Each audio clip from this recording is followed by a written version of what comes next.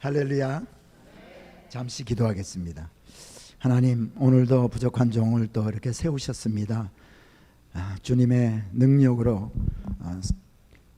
담대하게 말씀을 증거할 수 있도록 도와주셔서 우리 성도님들에게 생명의 말씀이 되도록 은혜를 베풀어 주시옵소서. 예수 그리스도의 이름으로 기도드리옵나이다. 아멘. 오늘 우리 가운데 방문하신 분 한 분 계시네요. 우리 구자역 GMU 교수님 부부 오셨습니다. 우리 박수로 먼저 한번 환영하고. 네. 우리 성도님들도 은혜 받아야 되지만 우리 또 제임스 구 교수님도 은혜가 충만하게 받고 돌아갈 수 있기를 바랍니다. 자, 여러분, 사람이 어떤 마음을 가지고 또 어떤 생각을 가지고 사는가 하는 것만큼 중요한 게 없습니다. 왜냐하면 사람들의 생각은 행동에 이르게 하는 동기를 유발하기 때문입니다. 그래서 나는 할 수 없어 하는 생각을 가지고 있는 사람은 결과적으로 아무 일도 하지 못하게 됩니다. 미국 대통령을 지낸 카터 대통령 여러분 다 잘 아십니다. 자신이 섬기던 교회에서 대통령을 그만두고 나서 반사로 섬겼던 분입니다. 지금은 건강이 어떤지 몰라서 지금도 반사로 계속 섬기고 있는지는 알지 못합니다. 그리고 그 카터 대통령은 헤비테이트라는 그러한 운동, 집 없는 사람들에게 집을 이렇게 지어주는 운동을 이렇게 하던 분입니다. 그런데 어떤 사람이 이 카터 대통령이 이 헤비테이트 그 운동 현장에서 카터 대통령이 벽돌을 나르고 또 나무를 자르고 페인트를 칠하는 이런 일을 하고 있는 카터 대통령에게 물었습니다. 미국 대통령을까지 지내신 분이 어떻게 이런 일을 할 수 있습니까? 하고 질문을 했답니다. 그때 카터 대통령이 하나님이 이런 일을 하라고 나를 대통령으로 세우셨나 봅니다 라고 말을 했다는 거예요. 여러분, 만일 카터 대통령이 내가 대통령까지 지낸 사람인데 어떻게 이런 일을 할 수가 있을까 하는 마음을 가졌더라면 교회에서 아이들을 가르치는 반사 일을 할 수 없었을 것입니다. 그리고 벽돌을 쌓는다거나 땅을 파는 그런 허들의 일을 할 수 없었을 겁니다. 그러나 대통령을 한 후에 하나님께서 이런 일을 나에게 하게 함으로 말미암아 하나님이 영광 받으시기 위해서 나를 대통령 되게 하셨다라는 생각을 이 카터가 하게 되니까 어떤 일도 할 수 있었을 것입니다. 여러분, 어떤 생각을 어떻게 하느냐 하는 것에 따라 가능하게도 되고 불가능하게도 됩니다. 또 한 가지 예를 좀 들어서 말씀을 드린다면은 어떤 미국 관광객이 캐나다 쪽으로 넘어가서 나이아가라 폭포에서 그 근처에서 물을 마셨다고 합니다. 그런데 물을 마시고 나서 일어나면서 옆을 보니까 그 알지 못하는 그런 단어들과 함께 써 있는 글이 있는데 포이즌이라는 단어가 눈에 띈 겁니다. 포이즌. 이 포이즌이라는 말은 독약이라는 말 아닙니까? 그러니까 원래 영어에서는 P-O-I-S-O-N 해서 포이즌, 독인데 사실은 거기에 P-O-S-S-I-O-N 이렇게 써 있는데 그냥 금방 보면서 이게 독약이구나. 이 표지판을 이 미국 관광객이 보는 순간에 배가 아파오기 시작했습니다. 그래서 자동차를 몰고 급히 병원으로 갔습니다. 통증은 운전을 하는 동안에도 점점 더 심해 왔고 창자가 다 내가 죽을지도 모르겠다라는 그런 생각에 겁이 났다고 합니다. 그런데 병원에 가서 진찰을 다 받은 결과 아무 이상이 없음을 발견할 수 있었습니다. 의사가 환자에게 자초지종 이야기를 물었습니다. 그랬더니 이 환자가 다 얘기를 해줍니다. 그랬더니 의사가 이 이야기를 다 듣고 나서 껄껄껄 웃으면서 이렇게 말했습니다. 이 포이즌이라는 단어는 영어로는 독약이라는 말입니다. 그런데 불어에 그 S자 하나가 더 들어가 있으면은 독약이 아니라 물고기라는 단어입니다. 그러면서 불란서 사람들이, 그 캐나다에는 불란서 사람들이 많이 살잖아요. 퀘벡을 중심으로 해서. 불란서 사람들이 나이아가라 폭포에 와서 낚시질을 하도 많이 하니까 불어로 낚시 금지라는 말을 써놓은 것입니다. 이 이야기를 듣고 난 미국 관광객은 아프던 배가 멀쩡해졌다라고 합니다. 독약이라는 생각이 그 사람의 배를 아프게 했고, 낚시 금지라는 말을 듣고 아프던 그 배가 깨끗이 낫게 했습니다. 여러분, 사람이 이처럼 어떤 생각을 가지고 있는가 하는 것이 이만큼 중요합니다. 멀쩡하던 사람이 내가 독을 먹었다 하는 마음을 먹으니까 배가 아파오고 구역질이 나고 창자가 녹아지는 것 같았지만은 그것이 독이 아니라 낚시를 하지 말라는 표지판이었다라는 것을 알게 되니까 아무 일도 없었던 것처럼 금방 나아버린 겁니다. 우리 마음에 어떤 생각, 어떤 마음을 담느냐에 따라서 할 수 없었던 일까지도 할 수 있게 되는 겁니다. 오늘 저는 예수 그리스도의 마음으로 무장하면이라는 제목으로 말씀을 전합니다. 예수 그리스도의 마음으로 무장한다는 말이 무슨 뜻인가? 또 그 예수 그리스도의 마음으로 무장하게 되면 우리에게 어떤 유익이 있게 되는가 하는 것이 오늘 말씀의 핵심이 될 것입니다. 본문인 베드로전서 4장 1절부터 6절 말씀을 제가 한번 읽어드릴 테니까 여러분이 말씀을 이렇게 눈으로 읽으시면서 그 의미를 한번 살펴보시기 바랍니다. 그리스도께서 이미 육체의 고난을 받으셨으니 너희도 같은 마음으로 갑옷을 삼으라.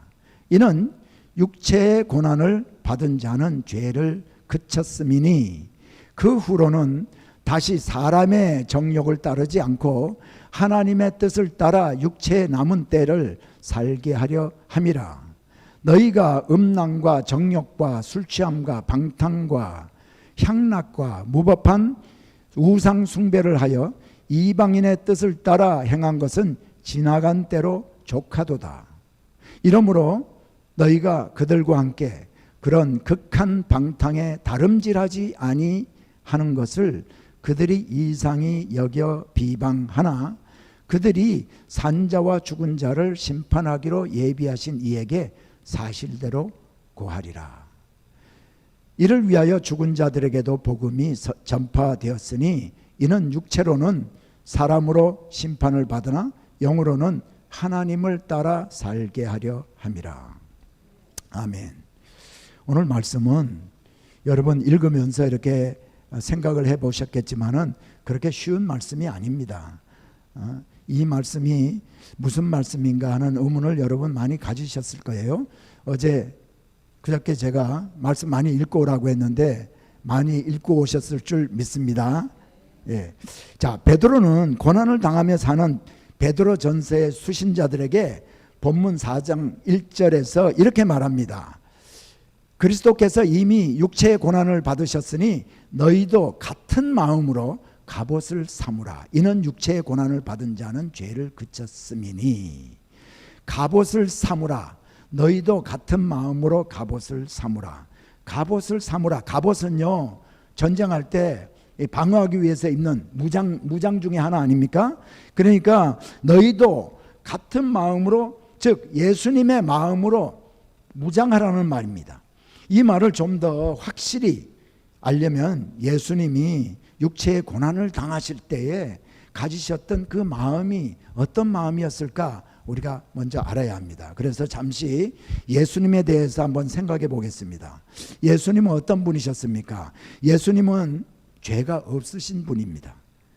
이 땅에 인간들을 구원하기 위해서 우리 같은 죄인들을 구원하시기 위해서 하나님이신 그분이 이 땅에 오신 분입니다. 그런데 죄 없으신 예수님이 십자가에서 죽으셔야 했습니다.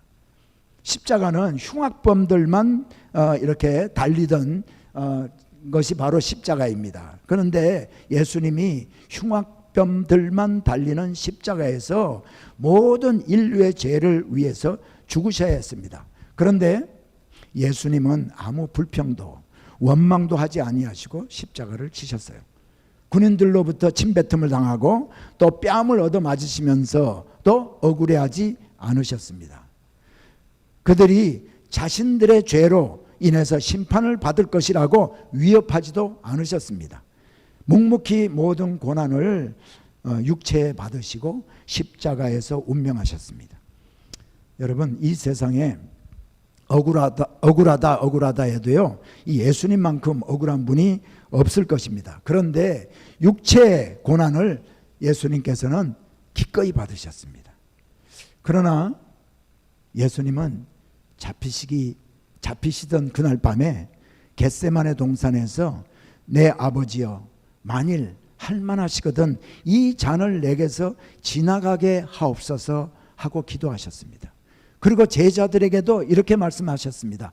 내 마음이 고민하여 죽게 되었으니 너희는 여기 머물러 나와 함께 깨어 있으라 부탁하셨습니다. 예수님이 십자가에 달리시는 것이 얼마나 큰 고통이었으면 예수님이 이런 말씀을 하셨겠습니까?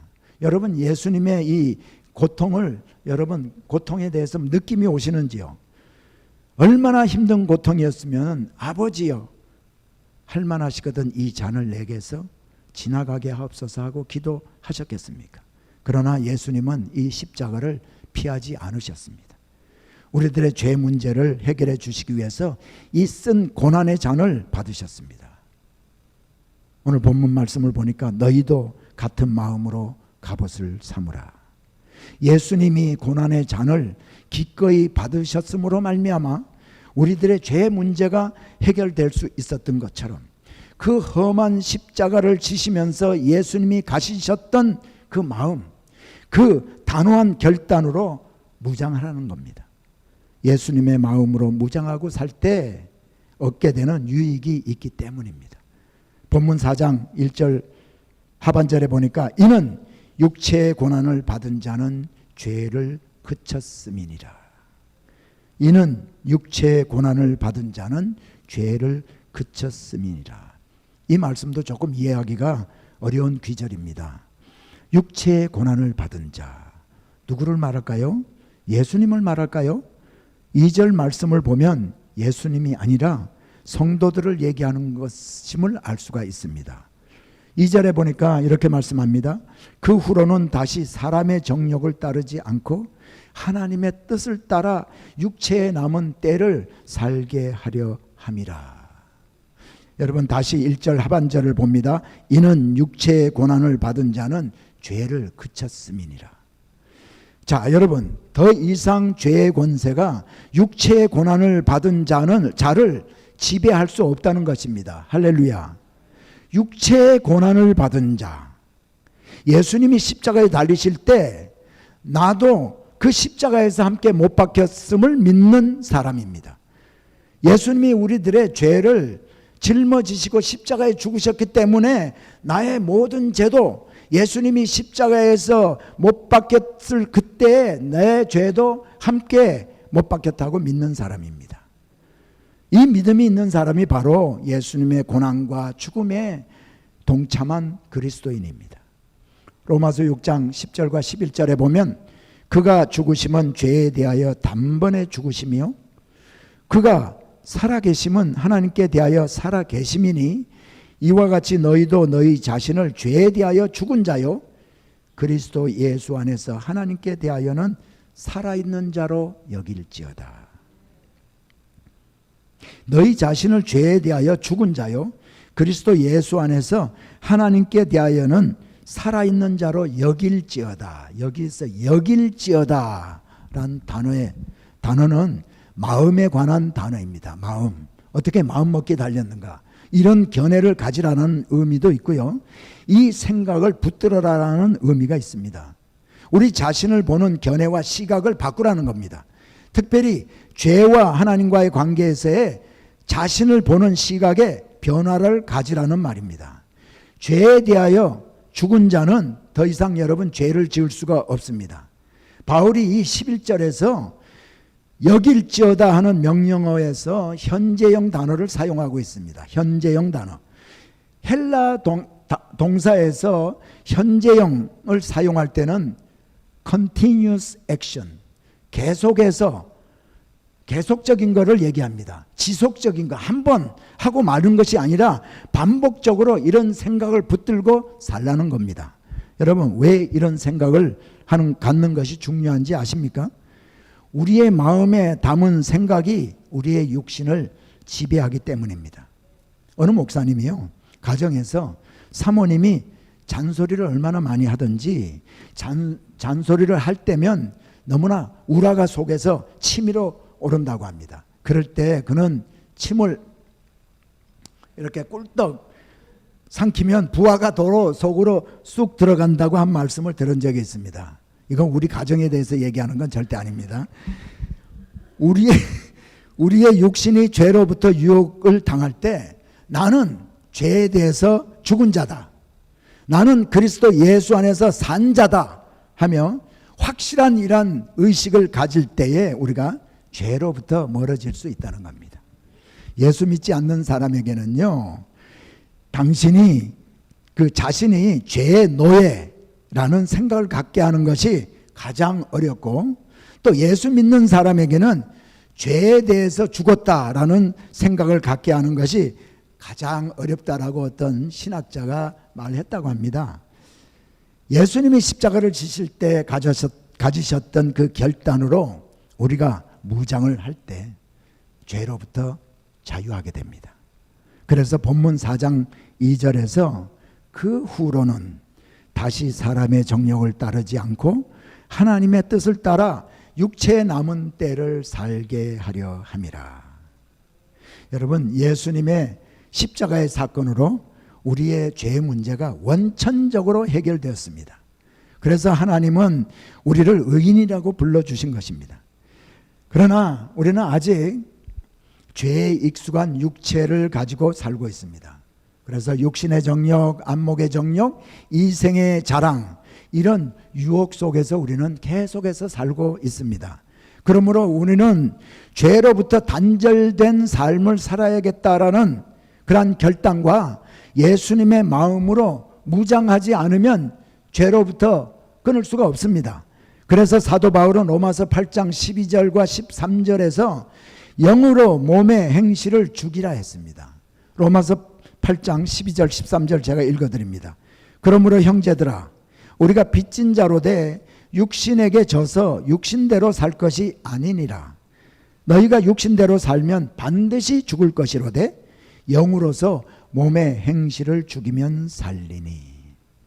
여러분, 하나님의 택함 받은 하나님의 자녀라고 해서요, 자연적으로 죄를 멀리하게 되지 않습니다. 우리가 주님 앞에 무릎 꿇고 기도하며 울부짖고 기도하면서 죄로부터 죄 짓지 않고 살게 해달라고 얼마나 많이 기도합니까? 그렇다고 해서 우리의 마음에 정욕이 일어나지 않던가요? 우리가 죄 지을 생각하지 않게 되던가요? 교만한 마음이 들지 않게 되던가요?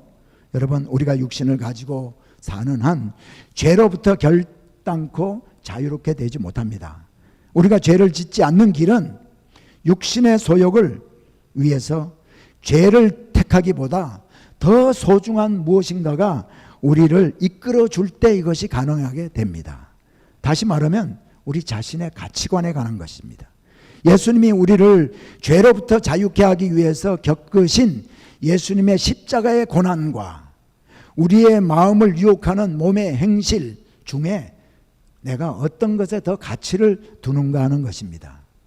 여러분, 예수님이 고난을 겪으실 때 결단했던 예수님의 마음을 우리가 가지고 죄로부터 떠난 삶을 살리라 작정하고 있는 사람은 이 몸의 행실에 내 자신을 맡기지 않습니다. 그래서 그 후로는 다시 사람의 정욕을 따르지 않고 하나님의 뜻을 따라 육체에 남은 때를 살게 하려 함이라 했습니다. 여러분과 저는 천국 백성입니다. 그렇지만 아직 육신을 가지고 이 땅에서 육체에 남은 때를 살아야 하는 사람들입니다. 베드로전서 4장 3절에 보니까 너희가 음란과 정욕과 술취함과 방탕과 향락과 무법한 우상 숭배를 하여 이방인의 뜻을 따라 행한 것은 지나간 때로 족하도다. 여러분, 우리가 예수 믿기 전에 어떤 삶을 살았습니까? 사람마다 아마 조금씩은 다를 겁니다. 그런데 우리 모두가 육신으로 행복을 누리기 위해서 좀 더 편안한 삶, 좀 더 풍족한 삶, 좀 더 기분 좋은 것, 이런 것들을 추구하면서 우리는 살았습니다. 그래서 좀 더 좋은 차, 좀 더 큰 집, 좀 더 높은 자리, 이런 것을 탐하면서 돈 하면서 살던 우리들이었습니다. 음란, 정욕, 술 취함, 방탕, 향락, 우상 숭배 등 이 모든 것들이 그 목적 때문이었습니다. 그러나 그런 것들은 우리에게 평안과 또 안식과 행복을 가져다 주지 못함을 우리는 깨닫게 되었습니다. 왜냐하면 하나님이 우리들을 그런 것으로 행복하도록 짓지 않으셨기 때문입니다. 지금 목사가 된 내 자신을 돌아보아도요, 주님을 알지 못할 때 참으로 입에 담기도 부끄러운 많은 죄와 함께 더불어 살았습니다. 제가 지은 죄를 한번 밝혀볼까요?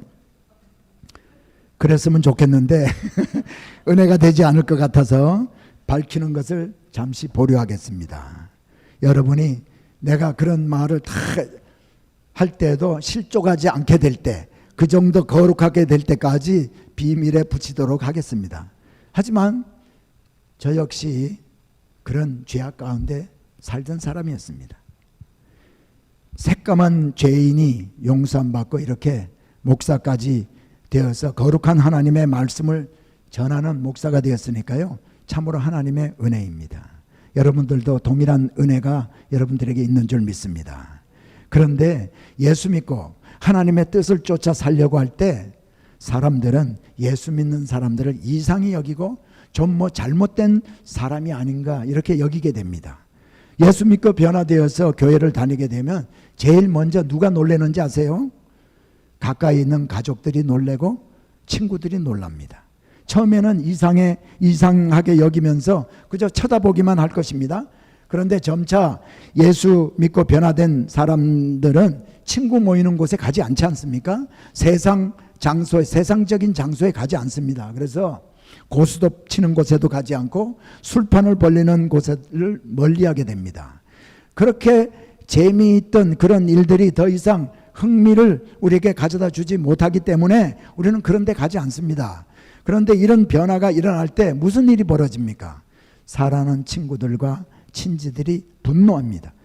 우리들이 세상 사람들이 사는 삶의 방식을 버렸기 때문입니다. 이때 우리들의 친구들이요, 일종의 배신감을 느끼게 되는 거죠. 오늘 본문 4절이 이것을 말하고 있습니다. 이러므로 너희가 그들과 함께 그런 극한 방탕에 다름질하지 아니하는 것을 그들이 이상히 여겨 비방하나. 세상 사람들이 자기들과 같이 죄와 함께 뒹굴며 살지 않는 우리들을 헐뜯고 모욕하게 되어 있다는 말입니다. 그런데요, 아직 우리가 예수 믿지 않는 친구들로부터 비방을 받아보지도 않았다면 여러분, 우리의 삶을 한번 돌아보아야 합니다. 나는 이렇게 내가 사는 삶을 통해서 사람들이 내가 예수 믿는 사람이라는 것을 아직까지도 모르고 있다면 나는 과연 진짜인가 한번 생각해 보아야 해요. 아직 예전에 살던 모습 그대로 살고 있다는 것을 증명해 주기 때문입니다. 그러나 여러분이 비방을 당하고 예수 믿는 일 때문에 주님을 알지 못하는 사람들의 입에 오르내린다면 기뻐하시기 바랍니다. 베드로전서 4장 13절로 14절을 보니까 오히려 너희가 그리스도의 고난에 참여하는 것으로 즐거워하라. 이는 그의 영광을 나타나실 때에 너희로 즐거워하고 기뻐하게 하려 함이라. 너희가 그리스도의 이름으로 치욕을 당하면 복 있는 자로다. 영광의 영 곧 하나님의 영이 너희 위에 계심이라. 그러나 성도들은 욕을 당할 때요, 세상 사람들과 똑같이 행동할 수 없습니다. 세상 사람들 같으면 받은 대로 되돌려 주면 될 것입니다. 그러나 예수님은 나는 너희에게 이르노니 너희 원수를 사랑하며 너희를 박해하는 자를 위하여 기도하라 라고 말씀하셨습니다. 오히려 그 성도들을 그 사람들을 위해서 기도해야 된다 이렇게 말씀하셨습니다. 이것이 베드로 전서 전체에 흐르고 있는 하나님의 우리를 향한 뜻입니다. 베드로전서 2장 12절에도 보니까 너희가 이방인 중에서 행실을 선하게 가져 너희를 악행한다고 비방하는 자들로 하여금 너희 선한 일을 보고 오시는 날에 하나님께 영광을 돌리게 하려 함이라. 무슨 이유 때문이라고요? 하나님께 영광을 돌리게 하려 함이라. 우리는 몇 번에 걸쳐서 이 고난에 관한 하나님의 말씀을 지금 계속해서 들어오고 있습니다. 지금쯤은 우리 성도님들이 왜 이렇게 성도가 이 땅에서 사는 동안에 고난을 당해야 하는가, 또 고난을 당하는 것이 왜 우리에게 축복이 되는가 하는 문제에 대한 해답을 우리 모두가 가지게 되었으리라고 믿습니다. 그러나 여러분, 우리가 기도하고 그들을 축복한다 하더라도 그들이 변화되지 않을 수 있습니다. 그들이 계속해서 우리를 어렵게 할지도 모릅니다. 그러나 그들이 언젠가 주님 앞에 서게 될 날이 있습니다. 5절을 봅니다. 그들이 산자와 죽은 자 심판하기로 예비하신 이에게 사실대로 고하리라. 산자와 죽은 자를 심판하기로 예비한 자, 누굴 말씀할까요? 바로 예수 그리스도입니다. 사실대로 고하리라. 그때 예수님의 질문에 대답할 것을 가지고 있어야 할 것이라는 말입니다. 예수 믿지 않고 예수 믿는 사람들을 비방하고 업신여긴 그들의 모든 행위에 대한 대가를 꼭 치르게 될 것이라는 겁니다. 여러분, 하나님은 공평하신 하나님이십니다. 상 받을 만한 자에게 상을 주시고 벌 받을 만한 자에게 벌을 주시는 공평하신 분이 바로 우리 하나님이십니다. 사랑하는 여러분, 이 베드로전서의 수신자들은 믿음을 지키며 죽어가는 순교자들을 보았습니다. 그리고 예수 믿는다고 많은 불이익을 당하며 그들은 살아야 했습니다. 우리는 이렇게 고난만을 겪다가 죽는 것이 아닐까 하는 두려움이 그들에게 있었을 것입니다. 여러분, 오늘날 예수 믿는 우리들은 어떻습니까? 우리에게는 이런 두려움이 없을까요? 예수 믿지 않는 사람들이 너무나 편안히 잘 살고 있는 것 같이 보입니다. 우리처럼 새벽에 기도하기 위해서 아침에 일찍 일어나지 않아도 되고 주일날 늦게까지 잠자고 놀러도 갑니다. 여러분, 이런 사람들을 볼 때 무슨 생각이 들게 됩니까?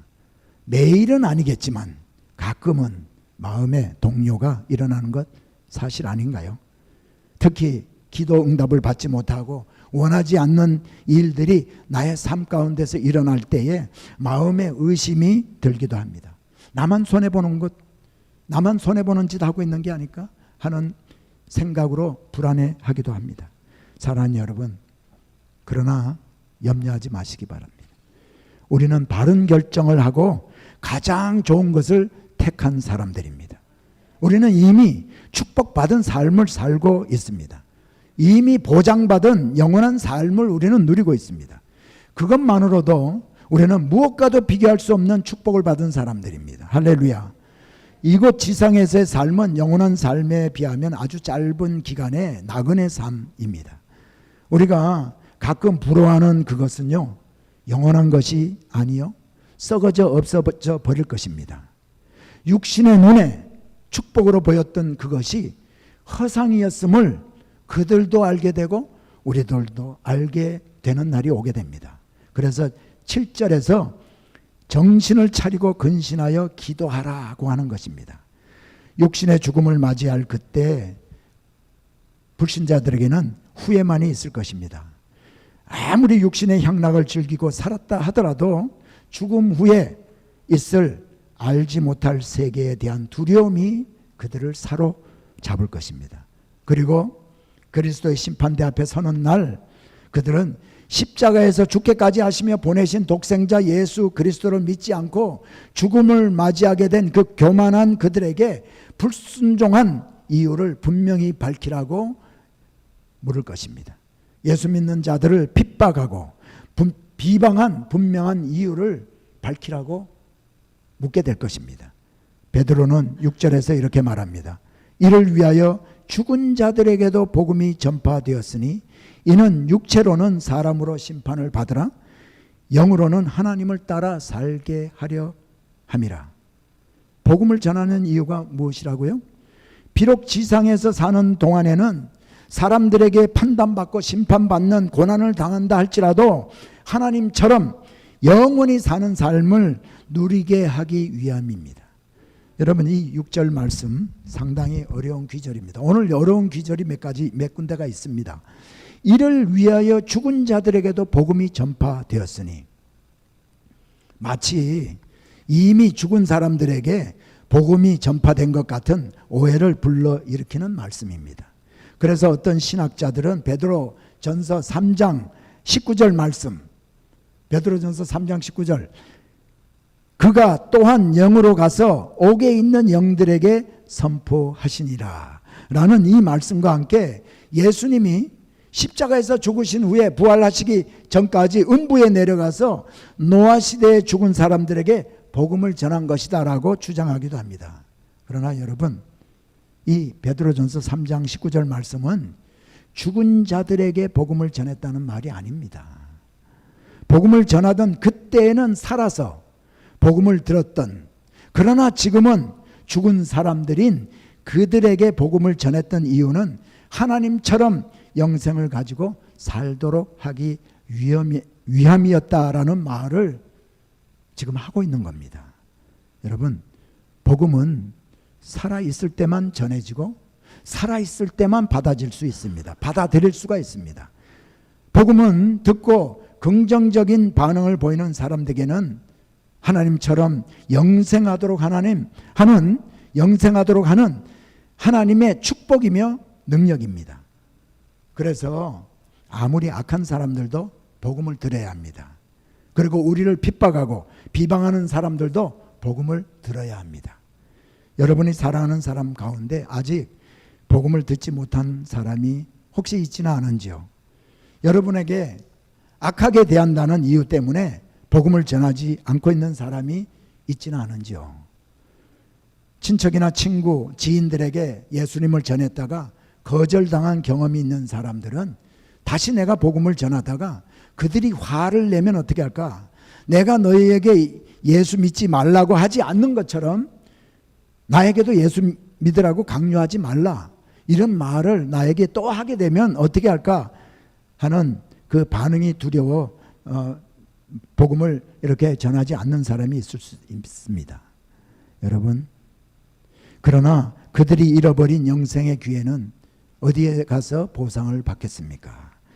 그들의 영혼을 주님이, 예수님이 여러분과 저에게 맡기셨는지도 모릅니다. 다른 어느 곳에서는 복음을 들을 기회가 없을지도 모릅니다. 세상 끝날에 우리는 그리스도와 함께 심판대에 앉아서 심판하게 될 것입니다. 그때 우리 앞에 통곡하며 지옥으로 갈 사랑하는 사람들을 한번 생각해 보시기 바랍니다. 내가 왜 저들에게 복음을 조금 더 열심히 전하지 않았을까? 내가 조금만 더 열심히 전할 걸. 그러나 우리가 전한 복음으로 인해 그 영혼이 영생을 얻고 천국에서 우리를 맞이한다면 집사님이 또는 권사님이 장로님이 아니었더라면 영원히 지옥에서 고통받으며 살아야 할 텐데, 영원히 살 수 있도록 예수님을 내게 전해 주어서 너무나 감사합니다, 너무나 감사합니다 하며 우리에게 복음을 들었던, 그래서 구원받은 사람들이 눈물을 흘리며 우리에게 감사를 전할 것입니다. 우리들도 우리가 악하다고 판단하는 그런 사람들과 사실은 하나도 다를 게 없는 사람이었습니다. 누군가 우리를 불쌍히 여겨주지 않았다면 하나님을 예배하는 이 자리에 우리가 있을 수 없었을 것입니다. 나를 불쌍히 여겨주며 복음을 전해 주었던 그 누군가의 마음을 가지고 저들을 찾아가서 우리들도 복음을 전해야겠습니다. 이제 오늘 말씀을 정리합니다. 예수님이 우리의 모든 죄를 짊어지시고 십자가에서 죽으셨습니다. 우리의 죄 문제가 예수님의 십자가에서 해결되었음을 믿는 자는 죄의 권세 아래 놓여 있지 않습니다. 다시는 사람의 정욕을 따라 살지 않고 하나님의 뜻을 쫓아 살 수 있게 하기 위해서 예수님이 십자가에서 죽으셨습니다. 우리를 사랑하시는 하나님의 뜻은 우리 모두가 정욕을 따라 살지 않게 하는 것입니다.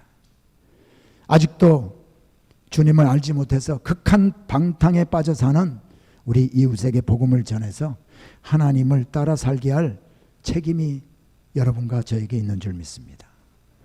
예수님의 마음으로 무장하고 하나님의 뜻을 쫓아 살게 되시기를 예수 이름으로 축복합니다.